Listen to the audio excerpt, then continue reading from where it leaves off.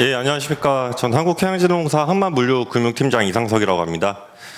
금일 추우신데 이렇게 많이 참석해 주셔서 감사드리고요. 많은 걸 좀 이렇게 듣고 가셨으면 좋겠습니다. 저희는 항만물류 사업의 이제 중요성, 그다음에 공사 투자 자산 및 형태, 그다음에 이제 확대 전략 이렇게 해가지고 세 가지로 좀 말씀을 드리겠습니다. 이 표는 이제 제가 조금 굉장히 좀 의미가 있다고 생각을 하는 표인데요. 왼쪽에 이제 에비타 마진이 컨테이너 선사에 대한 어떤 그 변동성을 말을 하는 표고, 오른쪽이 이제 글로벌 터미널 오퍼레이터라고 하는 아까 잠시 나왔던 뭐 DP월드나 PSA 같은 그런 쪽에 이제 에비타 마진입니다. 이 표가 좀 중요한 게, 이게 선사들은 굉장히 변동성에 취약하다라는 거고, 이 선사들을 주로 담당하고 있는 해양진흥공사 역시 이 선사들의 이런 변동성에 연동이 될 수밖에 없다, 이렇게 좀 보고 있습니다. 그래서 이제 옆에 이제 에비타 마진의 그 GTO를 봤을 때 이게 굉장히 좀 평평하지 않습니까? 이 부분이 해양진흥공사가 재무적 건전성을 좀 유지하기 위해서 어떻게 선사의 자산들뿐만 아니라 물류사나 건설사나 이런 다양한 자산들에 대한 투자가 필요하다라는 걸 좀 보여주는 그런 표라고 보입니다. 지금 여기 와 계신 분들이 보시면은 굉장히 다양하게 와 계신데, 금융회사뿐만 아니라 뭐 선사, 물류사, 뭐 건설사 굉장히 많이 있으신데, 그래서 어느 한쪽에 특정해서 집중해서 말씀을 드리기보다는 좀 이렇게 좀 수박 겉핥기 식으로 이제 대체적으로 말씀드리고, 조금 세부적인 부분은 개별적으로 연락을 주시면은 그때 제가 저희 팀에서 좀 상세하게 말씀드릴 수 있을 것 같습니다.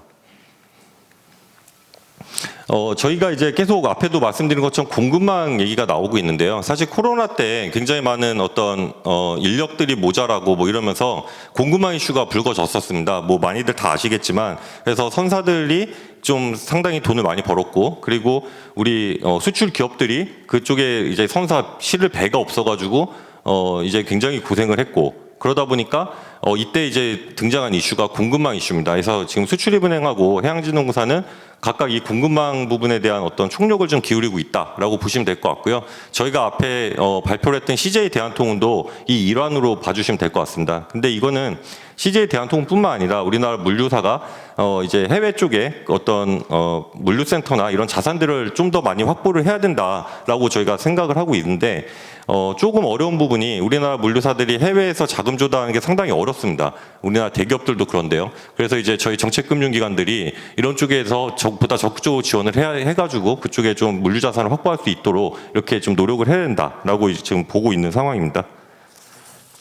예, 지금 이 부분은 저희가 이제 좀 중점적으로 추진하는 그런 과제들입니다. 이제 우량 투자 자산의 확보 부분, 여기 지금 써져 있는 게 약간 기업 명이 좀 나와 있어가지고 그렇긴 한데, 현재 저희 해양진흥공사 우리 팀에서 지금 보고 있는 그런 프로젝트들입니다. 보시면은 상당히 많은 다양한 프로젝트들을 좀 투자를 하고 있는 걸 볼 수 있는데, 오늘 앞에서도 물류사, 그러니까 항만 인프라 부분을 갖다가 한 축으로 좀 설명이 된 반면, 또 하나는 물류센터 부분, 이렇게 해가지고 두 개가 있는데 이게 성격이 좀 달라요. 그렇기 때문에 여기 있는 분들이 어느 쪽에 관심이 있으면 또 어느 쪽에 좀 관심이 없으실 수도 있는데, 여기 쭉 쓰여져 있는 내용을 보시면은 좀 약간 다양하게 자산에 투자를 하고 있다라는 것을 보실 수 있을 것 같습니다. 제가 이제 KOBC 저희 팀에서의 금융의 장점하고 단점을 갖다가 조금 이렇게 읽어보면은, 생각을 해보면은 이제 이런 것 같아요. 지금 저희가 갖고 있는 가장 큰 장점은 투자 방식이 다양하다라는 겁니다. 그래서 앞에도 나왔듯이 뭐 FI라던가 아니면은 뭐 대출채권 유동화증권까지 인수를 했고, 그 다음에 뭐 공동출자라던가 이제 중순위, 후순위, 뭐 메자닌, M&A에 대한 인수금융까지 저희가 다 할 수가 있습니다. 이 부분이 굉장한 장점이라고 생각을 하고, 두 번째는 이제 사업자 입장에서는 장기 금융이 제공이 가능하다. 이게 인프라뿐만 아니라 물류센터 역시 가능하다. 그렇게 볼 수가 있고요.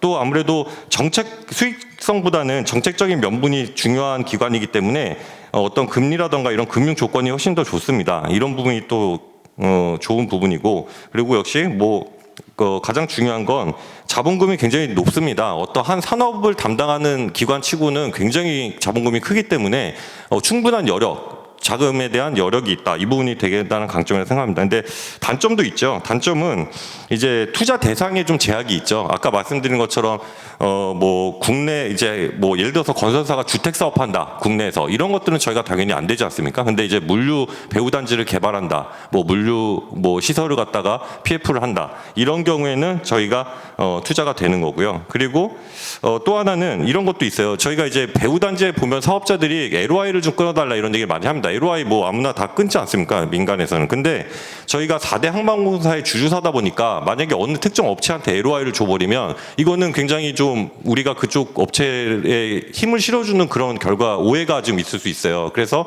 LOI 같은 거를 그런 경우에는 조금 끊어주기가 좀 어렵다. 이런 부분이 좀 단점이고 그리고 또 하나는 이제 이건 우리도 금융기관이기 때문에 담보나 이런 거가 약화되지 않습니다. 그건 시중하고 동일하게 담보는 다 똑같이 잡고요. 이런 부분은 뭐 단점이라기보다는 보시면 될 것 같습니다. 뒤에 부분은 저희가 그동안에 투자한 건이 상당히 많이 있어요. 지금 저희 이제 해양진흥공사에서 전담팀이 생긴 지 한 3년 정도가 됐는데 굉장히 많은 투자들이 좀 이루어졌습니다. 근데 요거는 좀 다양하게 저희가 이제 투자했던 때 어떻게 투자를 했느냐. 이건 항만에 대한 부분이죠. 항만에 대한 투자가 이렇게 이루어졌다라는 거고요.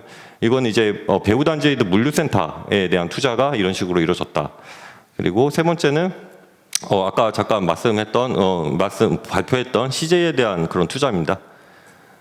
그리고 이거는 이제 이게 좀 특이했던 건데 대출채권 유동화를 증권을 그다음 인수를 했어요. 이게 왜 그러냐면은 여기 또 많은 분이 아시겠지만 우리가 민투 사업이 있지 않습니까? 그 민투 사업 부분에 대해서는 기존에 있는 어떤 계약 구조를 깼을 경우에는 상당히 그 해지 지급금이라던가 많은 부분 이익 공여 부분에 문제가 발생을 합니다. 그렇기 때문에 이 대출채권을 갖다 유동화를 한 거를 갖다 인수하는 이런 형태까지도 금융을 제공했다라는 특이한 점이고요. 여기 있지는 않지만 아까 산업은행하고 같이 했던 그 2-56에 저희가 2,400억 설비를 넣는 그 금융도 최근에 했습니다. 그래서 부산행 200억, 그다음에 저희하고 산업에 1,100억씩 해가지고 그렇게 제공을 했는데 굉장히 중요한 게 항만 같은 경우에는 이제 스마트 이런 부분도 되게 중요하지 않습니까? 친환경 이런 게 굉장히 중요한 이슈인데 그런 부분에 대해서는 계속 수요가 있을 것이다라고 저희는 보고 있습니다.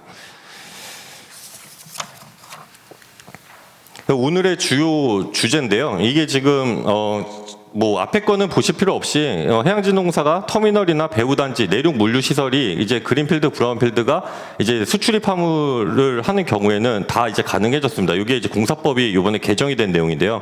한 1년 반 정도에 걸쳐가지고 굉장히 좀 어렵게 개정을 했습니다. 해가지고 우리 팀의 이제 클라이언트는 선사, 건설사, 그다음에 물류사, 그리고 항만 운영사 이렇게 해가지고 저희 팀의 클라이언트가 상당히 늘어났고요. 그 다음에 공사법 개정이 이 개발금융, 건설사에 대한 금융만 들어온 게 아니고 선박 연료 공급업, 벙커링이라고 하는데 이 부분하고 선박 수리업까지 같이 들어왔습니다. 그래서 벙커링 사업 부분은 저희 팀에서 이 두 개는 지금 담당하고 있지는 않는데 벙커링 같은 경우에도 굉장히 좀 중요한 이슈가 있어요. 예를 들면은 현재 우리나라에 들어오는 부산항에 들어오는 모든 선사들의 급유가 싱가포르에서 거의 다 대부분 되고 있습니다. 그런데 이것들을 이제 오일 벙커링이라고 하는데 그게 싱가포르 주도 시장으로 이미 다 굳어졌거든요. 근데 이제 앞으로는 뭐 들어보셨겠지만 메탄올이라던가 암모니아라던가 이런 친환경 연료들로 다 바뀌지 않습니까? 그러면은 친환경 벙커링도 역시 싱가포르에서 다 할 거냐, LNG라던가 이 부분에 대해서는 상당히 저희가 주도권을 좀 잡아야 된다라고 생각을 하고 있고요. 실제로 뒤에 마지막에 나오겠지만 저희가 지금 준비하고 있는 펀드 중에 11월 15일자에 이제 관계부처 합동으로 보도 자료가 나온 걸 보면 1조짜리 그 인프라 펀드가 있습니다. 그 부분이 이제 LNG부터 해가지고 친환경은 벙커링도 한국에서 할 수 있도록 그렇게 하겠다라는 그런 내용들입니다. 예, 그래서 뭐 아까 잠깐 말했지만 이제 민자 사업이 있고 비관리 척만 개발 사업이 있는데요. 이런 부분에 대해서 이번 공사법이 개정이 됐기 때문에 해양진흥공사는 초기 단계부터 이제 진입이 가능하다 이렇게 보시면 될 것 같고요. 또 FI로서 또 혹은 대주로서 다 가능하다라고 보시면 될 것 같습니다. 또 한 가지가 저희가 이제 투자를 위주로 해서 말씀을 좀 드렸었는데 해양진흥공사는 투자만 할 수 있는 게 아닙니다. 보증을 할 수가 있고요. 당연히 국내 크레딧이 트리플 A이기 때문에 국내 보증 사업을 하는 경우에도 요즘 뭐 부동산 PF 굉장히 어렵잖아요. 그런 쪽에 새롭게 보증서 없이는 새로운 딜을 갖다 지금 보지 못하고 있는 걸로 알고 있는데 해양진흥공사 이 강화된 기능을 이용해서 어떤 사업성이라던가 어쨌든 정치적 명분이 큰 사업들은 보증도 저희도 같이 진행을 할 수가 있다라는 거 알아두시면 좋을 것 같습니다. 저희가 앞으로 해야 될 부분들이 이제 그린 벙커링 금융 패키지, 뭐 LNG 냉열 활용 물류센터인데요. 다 이제 보시면 아시겠지만 친환경 인프라와 관련된 그런 내용들입니다. 이런 쪽에 좀 집중을 해서 저희가 사업을 진행하겠다라는 거고요. 그리고 또 저희가 지금 보면은 향후 5년 정도 동안은 아무래도 LNG 쪽이 좀 대세가 되지 않겠느냐라고 생각을 하고 있고, 그 5년 이후부터는 암모니아 수소 쪽으로 좀 가지 않을까라는, 뭐 누구도 장담할 수는 없지만요. 그래서 지금 메탄노선이 이미 HMM하고 머스크에서는 이미 발주를 했지 않습니까? 그러면은 그걸 급유를 하는 시설, 저장을 하는 시설, 이런 것들이 다 필요하기 때문에 이런 부분들에 대해서 저희가 계속 구축을 해 나가겠다라고 보시면 될 것 같습니다.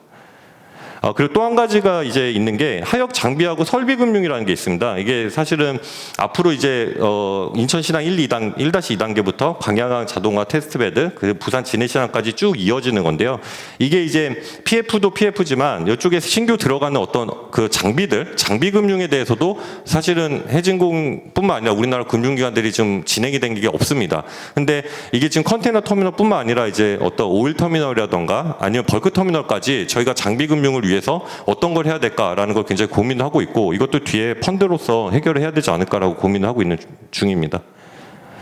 그래서 지금 아까 계속 말씀드렸던 4개의 펀드가 아직 확정이 된 건 아니고요. 1번의 친환경 선박연료 인프라 펀드, 이 부분은 이제 확정이 됐습니다. 이거는 11월 15일로 확정이 돼서 나갔기 때문에 제가 말씀드릴 수 있고, 두 번째부터 이제 네 번째까지는 이제 저희가 올해 안에 좀 이런 거를 갖다 검토를 해가지고 해수부하고 굉장히 좀 협의를 긴밀하게 하고 있는 상황입니다. 그래서 2번 같은 경우에도 보면은 예를 들면은 우리나라 아까 중소 중견 물류 기업들이 나가가지고 자금 조달을 못하기 때문에 그 어떤 물류 자산을 갖다 확보할 수가 없어요. 그런 경우에 해양진흥공사가 풀 에쿼티 펀드를 만든 다음에 이걸로 그걸 사서 운영을 하고, 그 운영을 한 이후에 그 사업자에게 다시 우선 매수권을 갖다 주는 그런 형태로 해서 진행을 하려고 하는 펀드입니다.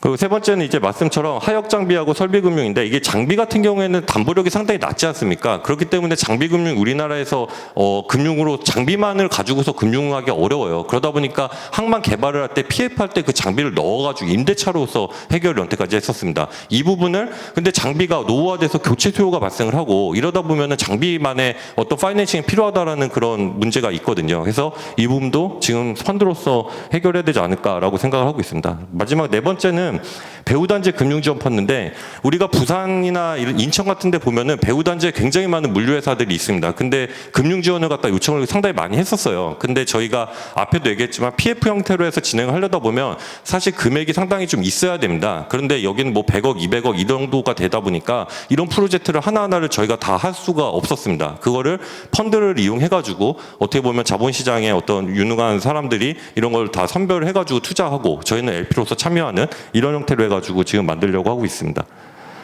저희가 시간이 좀 제한적이기 때문에 조금 이렇게 겉핥기 정도로밖에 발표를 못 드렸는데요. 하나하나가 상당히 지금 얘기를 하면 굉장히 깊이 있게 얘기할 수가 있습니다. 그래서 여기 계신 분들이 자기 관련 분야에 뭐 아니면 관심 있는 분야는 언제든지 저희한테 연락을 해주시면은 저희가 상담을 통해 가지고 발전시켜 나갈 수 있을 것 같습니다.